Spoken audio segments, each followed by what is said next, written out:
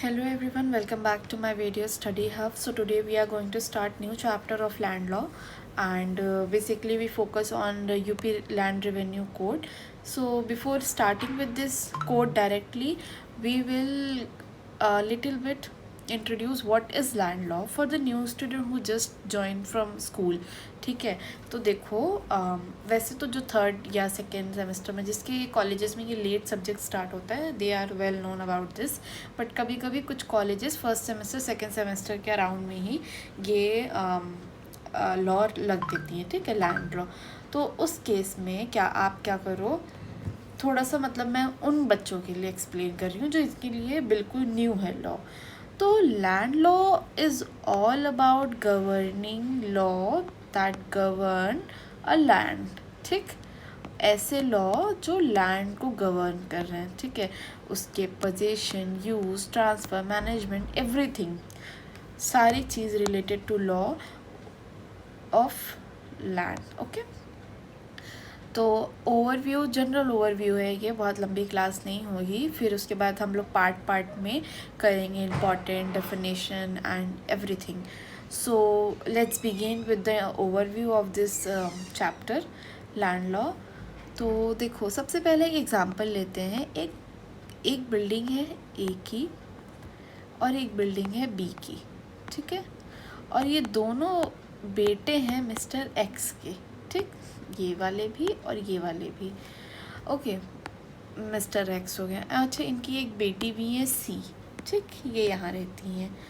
अब क्या है कि मिस्टर एक्स जो हैं वो अपने इस बेटे के साथ रहते हैं. ठीक है, ए के साथ रहते हैं मिस्टर एक्स बी के साथ चलो मान लिया रहते हैं. अब ये वाला फ्लोर जो है इनका खाली पड़ा हुआ है, यहाँ कोई नहीं रहता. ये यहाँ रह रहे हैं अपने पापा के साथ. मान लो एक्स यहाँ रह रहे हैं. बनवाया किसने है? मिस्टर एक्स ने. तो दोनों प्रॉपर्टी पे ओनरशिप किसकी हुई?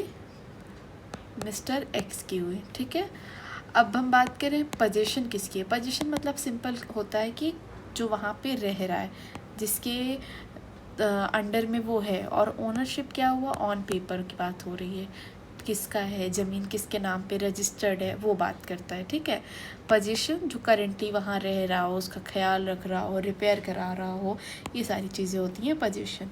तो ओनरशिप आ गई तुम्हारी एक्स की. ठीक है, ओनरशिप है फादर की, उस पे पोजीशन किसका है? दोनों बेटों की. ओके, ये वाला प्लेस खाली है तो ए ने इसको रेंट आउट कर दिया. ठीक, तो मतलब ये यूज़ में भी आ गई.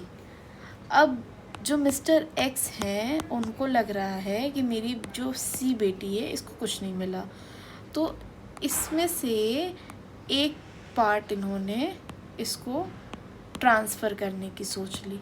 ठीक, अब सी को ट्रांसफ़र भी करना है इनकी डॉटर को, मिस्टर एक्स की डॉटर को. तो ये सारी जो चीज़ें हैं अबाउट किसके? ओनरशिप आपकी, पोजीशन, यूज़ दिस वन, और ट्रांसफ़र, सब कुछ किससे मैनेज होगा?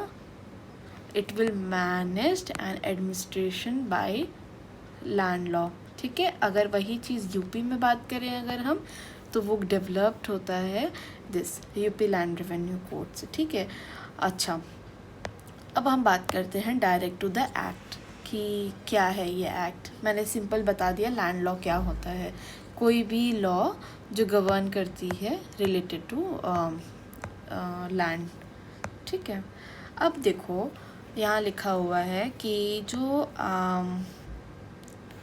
read from here. In Uttar Pradesh, land law have historically developed through several statutes dealing with land tenure, revenue, agriculture, holding, land record, consolidation and prevention of fragmentation. ठीक है, अच्छा चलो, land tenure क्या हुआ? जैसे मान लो mister x हैं. ठीक है, इन्होंने अपना ये प्लॉट ऑफ लैंड है, इस पे को एग्रीकल्चर के लिए इन्होंने बी को दिया हुआ था। कितने दिन के लिए? 1 साल के लिए, ठीक है।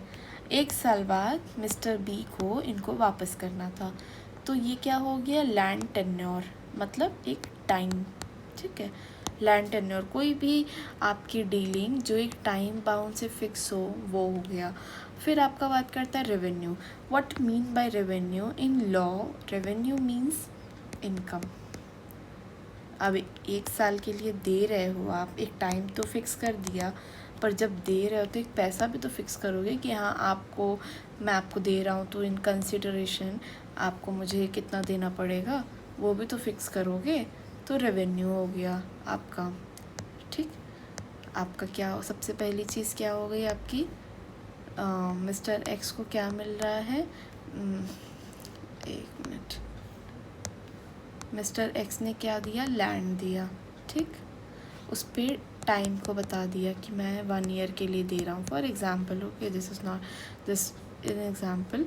फिर उसके बाद में यहाँ से इनको कुछ रेवेन्यू मिला, ठीक है, कंसिडरेशन इन रिगार्डिंग लैंड। अब कभी कभी क्या होता है कि एक लैंड फॉर एग्रीकल्चर पर्पस दिया जा रहा है, कभी रेंट के लिए दिया जा रहा है, कभी रेसिडेंशियल कमर्शियल के लिए दिया जा रहा है, ठीक है। ये बात हो गई। फिर ऊपर से एक और चीज़ होता है कि हर एक स्टेट में उसके लैंड रिकॉर्ड्स तैयार करते हैं कि जैसे मान लो एक प्लॉट ऑफ लैंड है, ठीक है। What happening to this?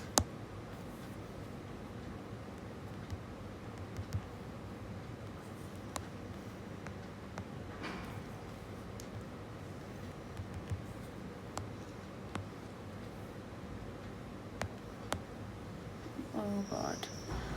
Okay, so for example मान लो आपका ये एक लैंड है, ठीक है। अब इसको ए का था 1973 में, ठीक। अब ए ने उसको 2000 में बी को कर दिया। अब बी ने उसको 2010 में सी को कर दिया।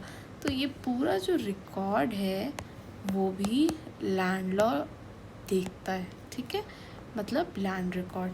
अब आ गया कंसोलिडेशन, ठीक है। देखो, टुकड़ों टुकड़ों में लैंड होता है कभी कभी, ठीक। और ये ए की हो गई, छोटी सी लैंड है, बहुत बड़ी नहीं है। ये बी की हो गई। तो इन सब लैंड को एक साथ करने के लिए गवर्नमेंट क्या करती है? इनको कहती है आप इसको एक बिग प्लॉट बनाओ, और यहाँ वालों को एक बिग प्लॉट बनाने कहती है। मतलब जो फ्रेगमेंटेशन है अलग अलग लैंड्स की, जैसे आपको याद होगा यूपी में ज़मींदारी सिस्टम चलता था, तो उस टाइम पे बहुत लोगों की लैंड ली गई थी, क्योंकि ज़मींदारी अबॉलिशन एक्ट आया था उसको अबॉलिश करने के लिए। तो उस टाइम पे बहुत छोटे छोटे टुकड़े लैंड मिले थे हम लोग को उस टाइम। तो उसको एक साथ करने के लिए प्रिवेंशन ऑफ फ्रेगमेंटेशन, मतलब ये जो छोटे छोटे टुकड़े हैं इसको रोकने के लिए, तो वो चीज़ को भी लैंड लॉ गवर्न करेगी।